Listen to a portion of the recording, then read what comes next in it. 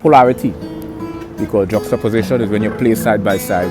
Incongruity is incompatibility, when two things don't mesh together. You know. It's like ice cream and a cigarette lighter. So you see, that's not a polarity, and that's not a duality. That's a contrast. Contrast is based on stark differences. Polarity is when they go polar, opposite ends of the stick, end of the spectrum. Duality has to do with rigid distinctions between two phenomena, right? But contrast is just stark difference. So when two things just seem different, contrast. So don't use these terms interchangeably and out of context. And now, the juxtaposition of incongruity is the whole process of merging this incompatibility into some sort of cohesive phenomena.